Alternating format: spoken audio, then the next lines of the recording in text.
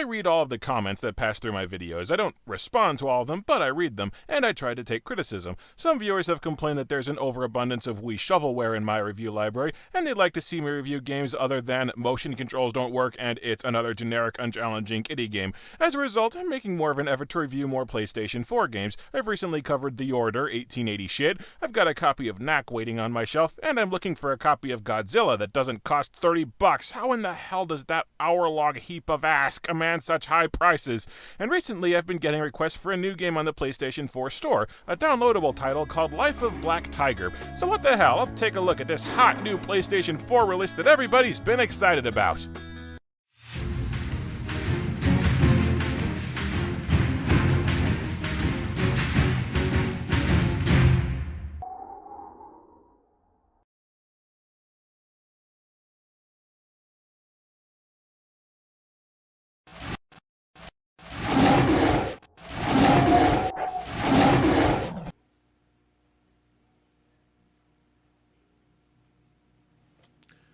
You know what's a good movie? Predators. And you know what's a good scene in Predators? Fuck! All of you! Yeah, nobody knows how, but a lot of conspicuously horrible games have been popping up on the PlayStation Store. Life of Black Tiger is an app game you can download to your phone or tablet right now for free, but for some reason the exact same game commands $10 to play with a PlayStation 4. Firefighters: The Simulation is a horrible pre-made asset-ridden game charging $15 on Steam, now available unmodified for $20 on the PlayStation 4. Hell, there's this ridiculously cheap-looking, ludicrously overwritten RPG called Skylight Free Range 2 Gash Dween that reportedly failed to get through Steam Greenlight before inexplicably turning up on the PlayStation 4 with a $15 price tag. You assholes did nothing when Steam filled up with shit. Now there's no more room in hell. If BMC Studio gets a game onto the PS4, I swear I'm gonna lose it. And then I'm gonna review it. And then it's going to make my amazing Canadian immigrant girlfriend cry. The game barely has a story. You play as a tiger who's been living alone his whole life and just wants to kill everything in sight so that everybody's afraid of him. He meets a female tiger, and then he goes from killing everything in sight because he's an asshole to killing everything in sight to impress his girlfriend. This isn't any kind of character study where the tiger comes to terms with his assholery either. The tiger is supposed to come off as the ultimate badass. Every line of dialogue is meant to sound like the most macho speech ever, like the writer is desperately trying to convey how unbelievably awesome this tiger is. It feels a lot like Batman from the Lego Movie, a juvenile impression of what a badass sounds like, except Lego Batman was intentional satire. The cutscenes are just cheaply photoshopped stock images of a tiger with glowing eyes and super fake looking cuts on its face and side. Sometimes the scratches even cut off the tiger's whiskers so the hairs are just floating off in space. But what kills me is the game's loading screens use images from the story cutscenes, and the loading screens show the tiger shot full of arrows and show an angel in heaven. Way to give away the tiger dies, dumbass! The only noteworthy thing about the story is the hilariously mangled English text. I should search for a new game to see their blood red today. Animal called human is what I dislike the most. It is full of smell with blood of wolves today. Let's kill every wolves found. Maybe I'm asking too much for a tiger to have refined English skills, but nothing undercuts the tiger's badassery like third-grade grammar. I am Magneto, master of Magnet. The game's production values are just awful. Almost everything in the game is a pre-made asset from the Unity store that's barely been modified. You can tell because the enemies have almost no AI, so you can tell not much programming went into this. The graphics are only a step above Nintendo 64, and there are very few sound effects. Each animal has like one roaring noise, and that's it. And only one level has any music. So the vast majority of the game, the only sound you hear is one ambient noise that's been looped over and over. Usually a bunch of chirping birds to go with your tiger's one roaring voice clip.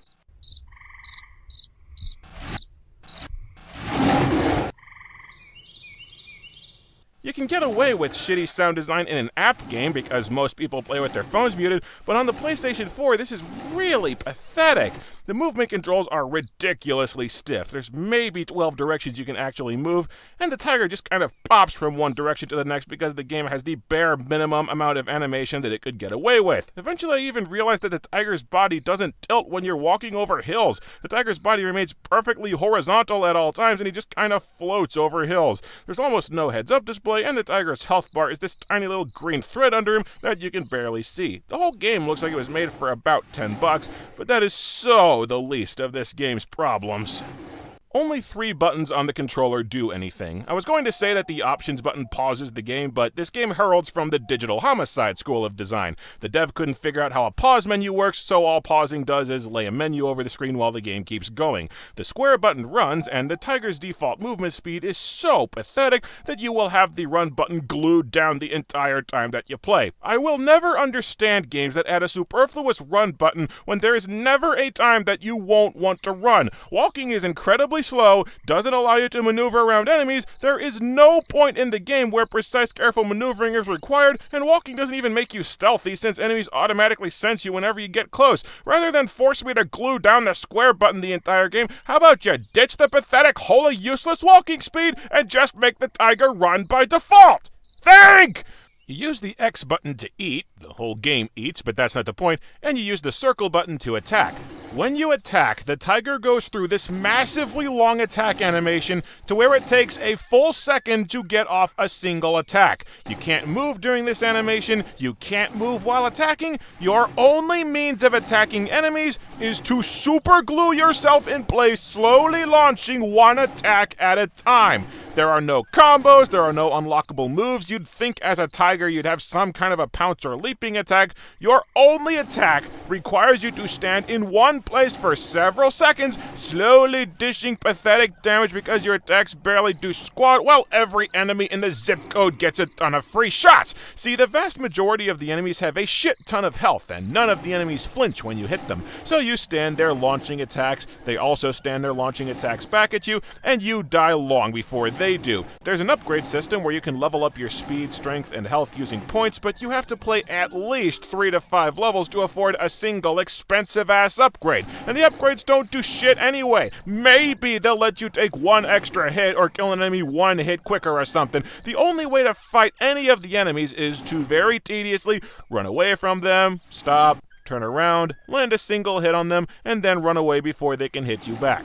I am not kidding, this is the only way to kill 90% of the enemies in the game. There is no stealth system, there's no way to outmaneuver enemies, there's no getting clever about this. Every predator on the map is constantly aware of your position, enemies turn in place with no animation, just like the tiger. Enemies do nothing except walk in a straight line towards you, the bare minimum of AI required to make the game function, and enemies don't clip into anything to where you can block them with objects in the level. You cannot outmaneuver enemies, your only option is to fight them head-on like this.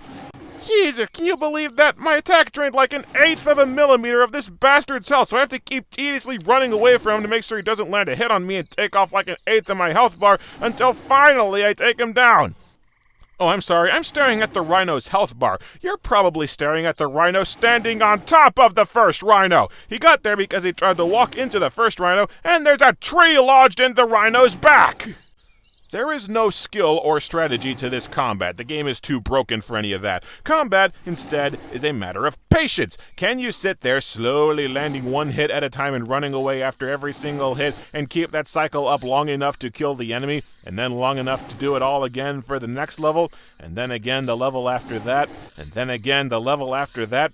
This isn't hard. This doesn't take any skill. It's just so tedious that you're constantly fighting the urge to just shut the damn system off and play something that doesn't suck. Can you imagine how immensely tedious this combat is? Well, you don't have to, because you're going to watch this fight play out in real time. You requested it, you wanted to see this game, so let's see this game.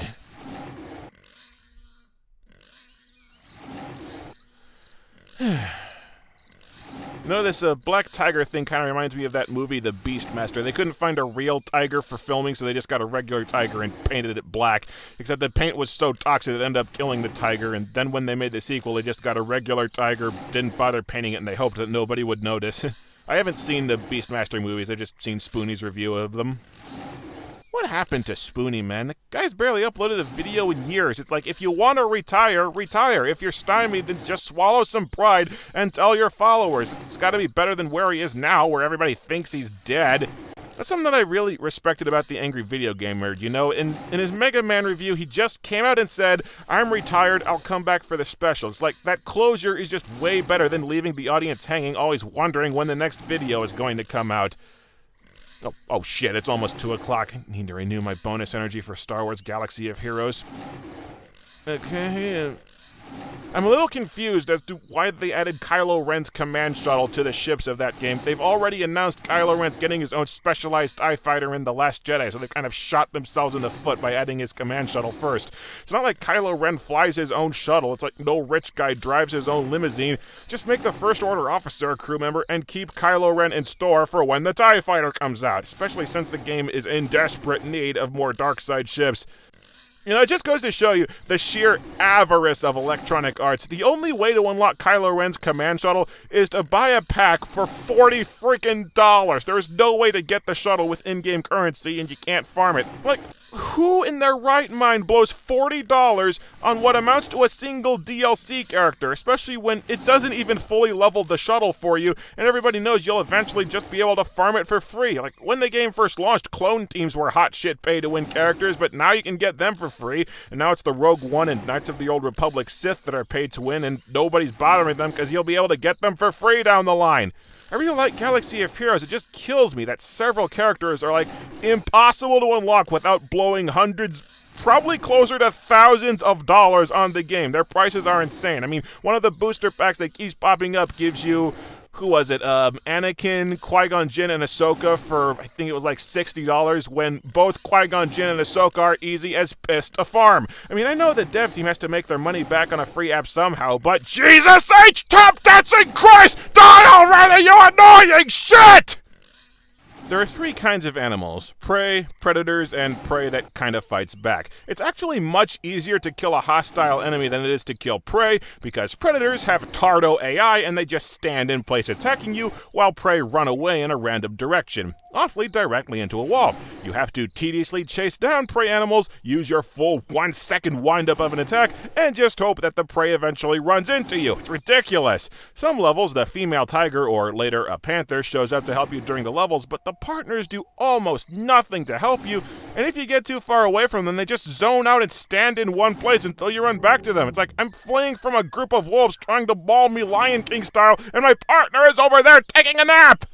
Every level has the same objective: kill X number of a specific animal, and every level is a wide open pasture with no hint about where you're supposed to go. You have a radar in the corner of the screen that marks enemies and objectives, but the radar has a completely pathetic range to it. Some levels you spend several minutes wandering around aimlessly just hoping something pops up on the radar, and this isn't helped by the fact that the game heavily recycles a small handful of levels, and a lot of missions end up with a shit ton of empty space that isn't used. The game's idea of variety is a set of missions where you just run in circles away from the enemies for 3 minutes while absolutely nothing happens. Pretty much every element of the gameplay is completely crippled. The entire time you play, you're either slowly, tediously trying to kill an enemy, or wandering lost around an enemy looking for an enemy to slowly and tediously kill. The game's combat is orders of magnitude of abysmal, and it's pretty much the only thing that you do across the entire game. Every second of the game is just pure tedium as you fight shitty controls and completely broken mechanics that make it to where it takes eons to get anything done.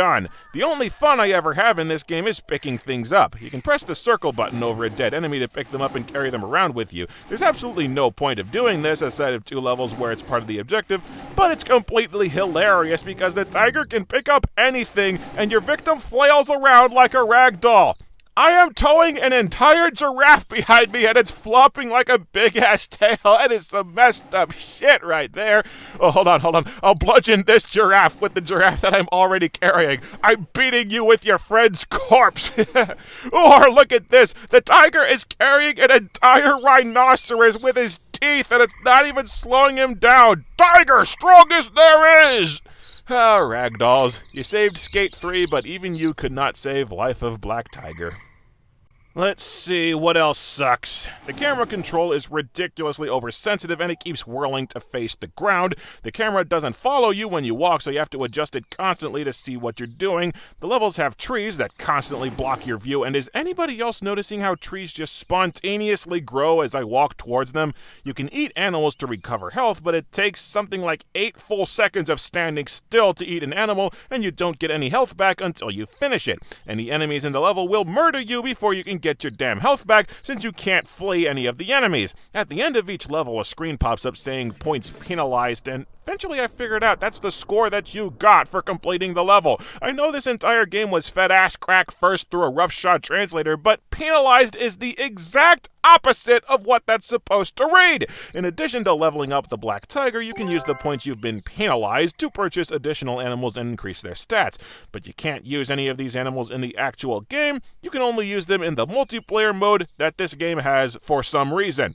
Is there an actual point to leveling up the other animals when you should be pouring all of your points into the Black Tiger, especially when upgrades cost an arm and a leg? Why not just use the Black Tiger that you've been leveling up in the multiplayer mode? There's one level where you have to kill an elephant, and the hit detection is miserable. Hits on the elephant's head don't count, and you actually have to abuse the game's lack of collision physics, run between the elephant's legs, and basically launch attacks from inside its body to get any of the hits to count. This is absurd! Midway through the game, the tiger has a kid with this female tiger, and this may be a weird thing to pick up on, but it's really awkward dialogue. He never calls the female tiger wife or girlfriend. He just says, "my female tiger," and he always refers to his kid as baby. We never learn its gender. What's really weird is the Black Tiger says that his parents abandoned him at birth because he came out black, and he expresses immense relief that the baby didn't come out black. It makes you wonder if the developer wanted to talk about racism, but he didn't know what racism is.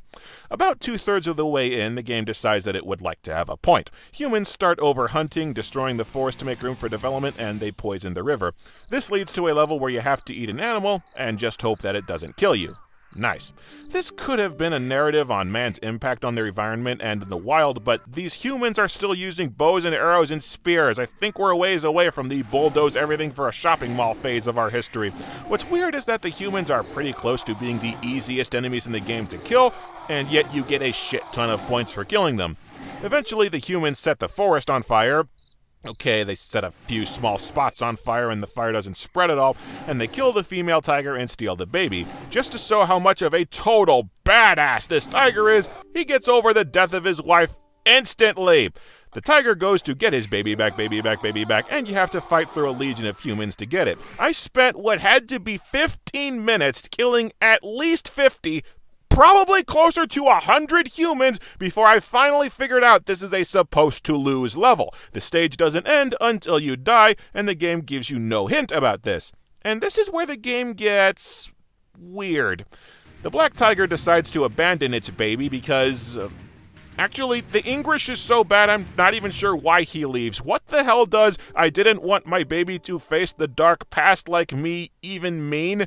So I think the tiger leaves, and then the game cuts back to the first level of the game where a human child witnesses the tiger killing his mom. You spend a few levels killing animals to draw out the Black Tiger as this human. You poison some animal carcasses and set the forest on fire, kill the female tiger, and kidnap the baby tiger. Yep, this whole last third of the game that I thought the game was trying to tell an environmental message about humans' impact on nature, it was actually just this one asshole going all Count of Monte Cristo on a freaking tiger. You fight the Black Tiger, which is insultingly easy, and the game just kinda ends. Yeah, it just peters out. What the hell was the point of ending the game only for me to meander around as a completely new and different character for a few more levels? Was that supposed to be any kind of a satisfying ending? Just to recap this quote-unquote story, an asshole tiger killed everything in sight, an asshole human killed everything in sight before killing the protagonist, and the baby tiger is best case scenario in human captivity, worst case scenario stuck in the wild with no parents and going to die of starvation or murder.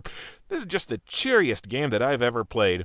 Life of Black Tiger is shit. The production values are abysmal, the gameplay is wretched and never even approaches being fun, and even if you slog through the game to see the entire story, the story is just depressing and doesn't have a point to it. And to drive home my initial point, this asset flip garbage is on the PlayStation 4! I mean, compare A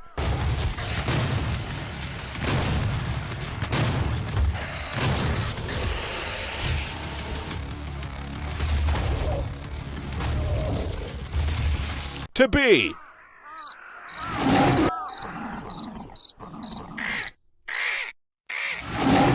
Compare A Don't be afraid. I will save you. Don't you see? I don't want saving. Not anymore. to B.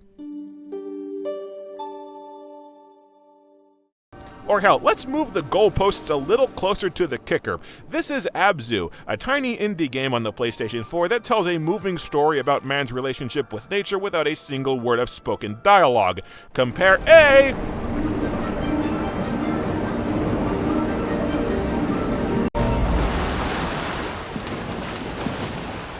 to B. This blows. You people who requested it suck. Good day. Fuck! All of you!